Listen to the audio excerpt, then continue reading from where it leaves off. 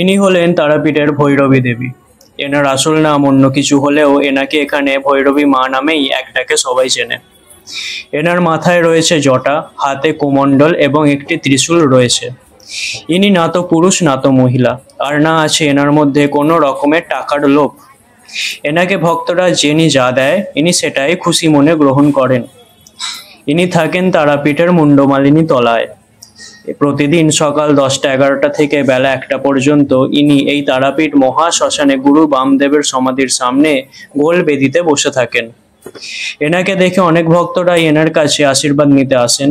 ইনি কোনো কোনো ভক্তদের কপালে তিলক কেটে বা কোনো কোনো ভক্তদের হাতে গাঁঠ বেঁধে এবং কোনো কোনো ভক্তদের নিজের ত্রিশূল দিয়ে আশীর্বাদ করে থাকেন।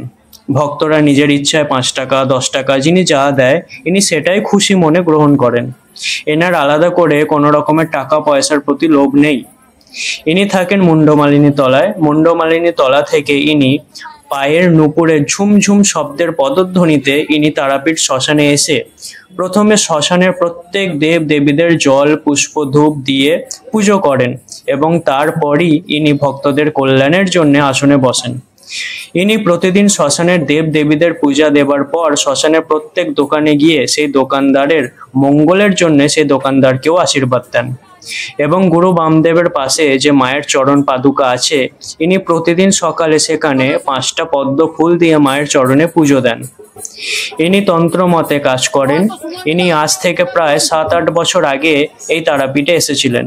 নমস্কার, আমি বাসব মণ্ডল। আজকে আমাদের সাথে আছে তারাপীঠের ভৈরবী মা। এনার ব্যাপারে আপনারা এই ভিডিওতে জানতে পারবেন এবং এনার গুরুর থেকে তান্ত্রিক দীক্ষা নিয়ে ভক্তদের সাহায্য করার উদ্দেশ্যে ইনি এখানেই রয়ে গেছেন। এনার জীবন আর 5টা মানুষের মতো সাধারণ ছিল না। এনার মুখ থেকে শোনা যে এনাকে এনার বাড়ির লোক বা সমাজের লোকেরা প্রচুর পরিমাণে কষ্ট দিত এবং হেনস্থার চোখে দেখত।